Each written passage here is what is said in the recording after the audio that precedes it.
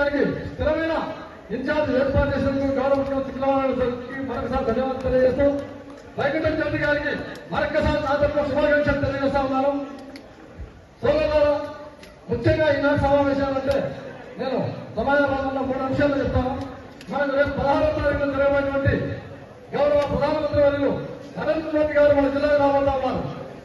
కాబట్టి 16వ తారీఖున ఆ సభకి మనం ఈ ఆంధ్ర నియోజకవర్గం నుంచి వైకుంఠం జ్యోతి గారి యొక్క సమక్షంలో పండపట్టాలుగా వచ్చి బ్రహ్మాండంగా సభను విజయవంతం చేయాలని చెప్పేసి మొదటి ప్రధాన అంశం.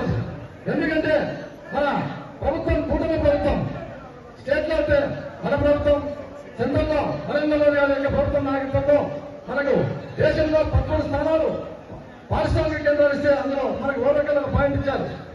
అందులో భాగంగా మన కర్నూలు జిల్లా పారిశ్రామికంగా అభివృద్ధి చెందాలంటే మనకి ఓటర్లకు కారణాలు కావాల్సిందే.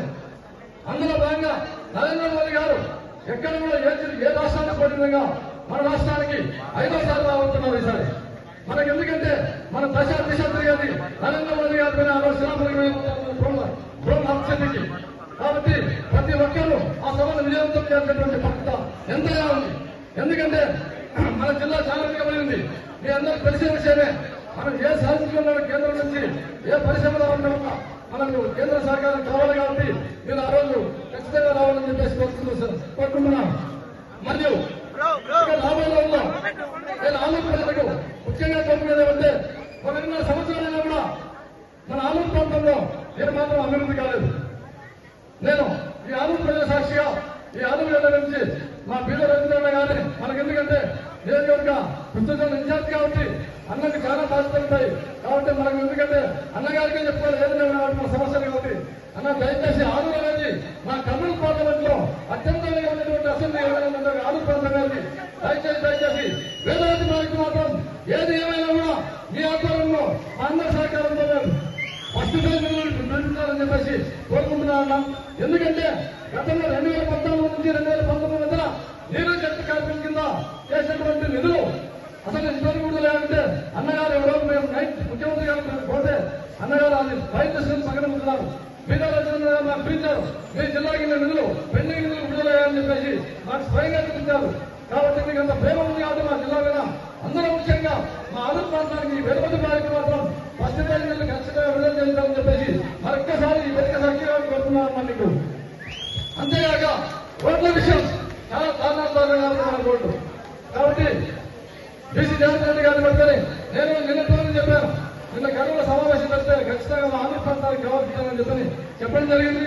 అన్నగారు కూడా డీఎల్ వాళ్ళని పిలిపించి అదే పనిగా ఈ రోడ్డు పరిస్థితి చూసి బ్యాక్వర్డ్ చేయడానికి త్వరలోనే ఆదేశాలు ఇస్తామని చెప్పడం జరిగిందని మీకు ఈ సమావేశంగా 2వ తెలియజేస్తా ఉన్నాను. అంతేగాక కూటమి ప్రభుత్వం వచ్చాక మీకు అందరూ తెలిసిన విషయమే. సోదరులారా, మీరంతా బాగా ఆలోచించండి. 30 ఏళ్ల నుంచి తెలుగుదేశం పార్టీ జెండా ఇక్కడ రాలేదు. అయినా కానీ ఎంతైనా జిల్లాలో ఆంధ్రప్రదేశ్ తెలిసిన విషయం.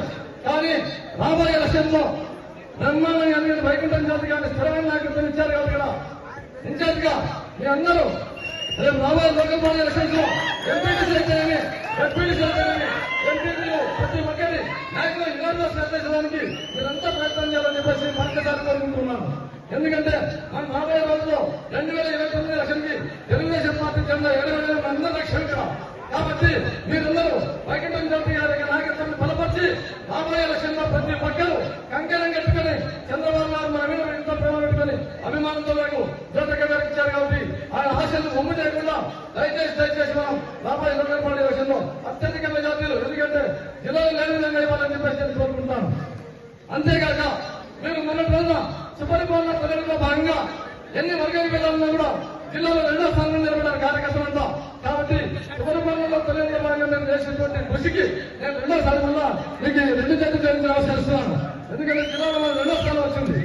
కావున సోదరులారా, మీరు దయచేసి ఇక రాబోయే రోజుల్లో ఎటువంటి ఆలోచనలు లేకుండా, వర్గ విభేదాలు లేకుండా పార్టీ జెండా పెట్టుకుని వైకుంఠం జ్యోతి గారి యొక్క సమక్షంలో ప్రతి అభివృద్ధి పనికి నా ఎంపీ అభ్యర్థిగా నేను కూడా నా ముందు సహకారంగా ప్రతి పనులు నా కేంద్రంలో ఉంటూ ఈ అభివృద్ధి చేస్తానని చెప్పేసి ఆలోచించడానికి ఈ ప్రజలకల్లా తెలియజేస్తూ ఈ అవకాశం ఇచ్చినటువంటి ప్రజలకు మరొకసారి